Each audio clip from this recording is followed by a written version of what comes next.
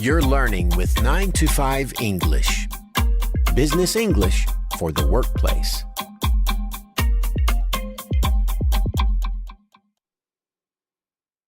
Hi, Tim here with another 9 to 5 English lesson. In today's lesson, we're going to learn how to ask for and give advice. Everybody needs a little help sometimes, and when you need help, you shouldn't be afraid to ask for advice. Maybe you ask a friend or colleague, or maybe you ask a boss or mentor. Whatever the case, I want to give you some good ways to get advice. One nice way is to ask for advice before you explain your problem. For example, you might say, "I was wondering if you could give me some advice." Or, if the person already understands the situation, you can just ask, "What do you think I should do?" Or maybe, "What do you think I should say?" How about a bit of practice on asking for advice? Let's try some examples. Listen to each question, then repeat it for yourself. Ready? Let's get started. What do you think I should say to Joan?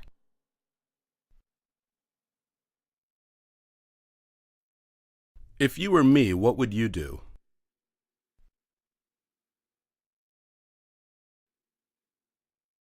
How would you suggest I respond to their request?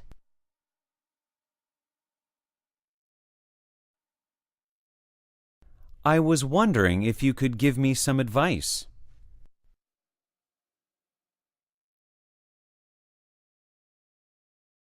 Did you notice that question about if you were me? That's another great way to ask for advice, by asking them to imagine a situation. And when you're asking someone to imagine something, or when you are imagining, you need to use that word would.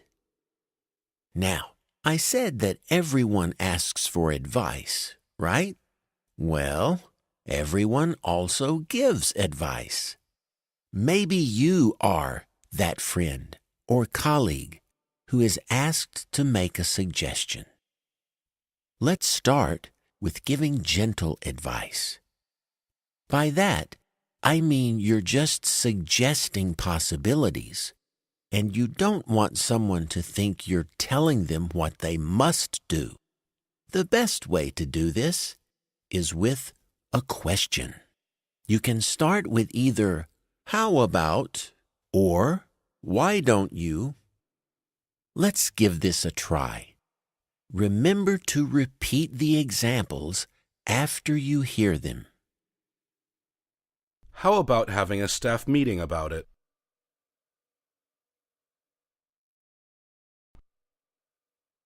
Why don't you just ask him to explain?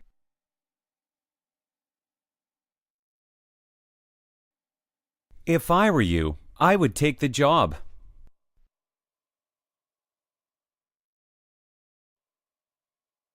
You could always try calling tech support.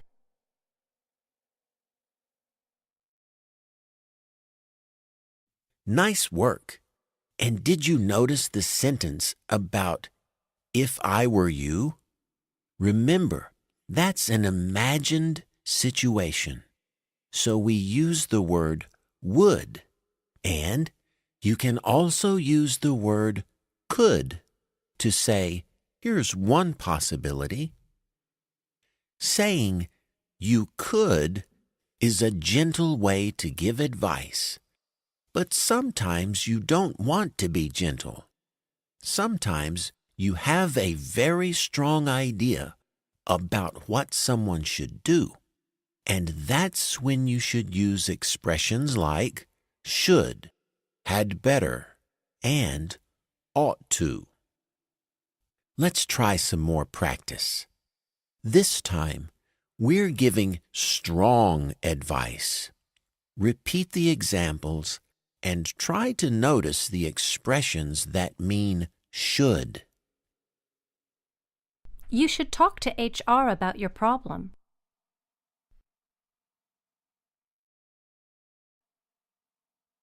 You'd better find someone to edit your work.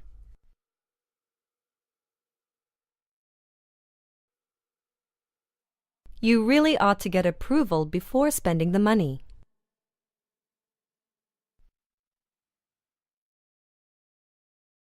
You'd be crazy not to ask for a better deal.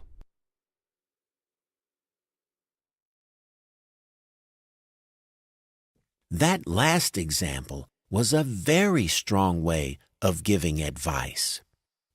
If you say someone's crazy not to do something, you mean they should definitely do it. All right, we've practiced some examples on asking for and giving advice.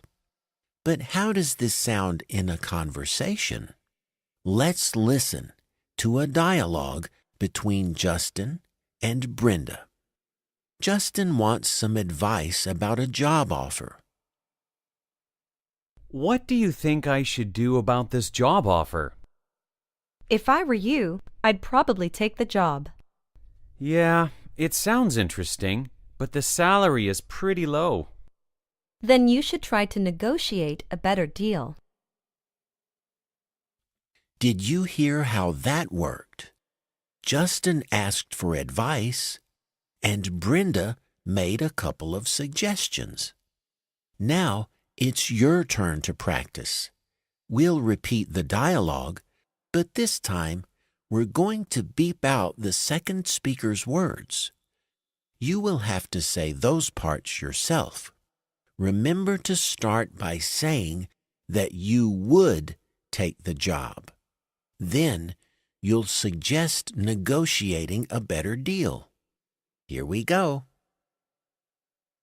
What do you think I should do about this job offer?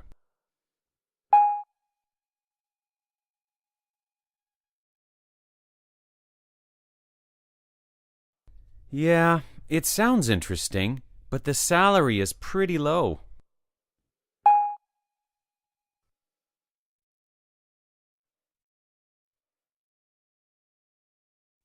All right, that about does it for this lesson. We've learned some great ways to ask for and give advice. Tune in next time to learn some more useful English expressions. Until then, so long and happy learning.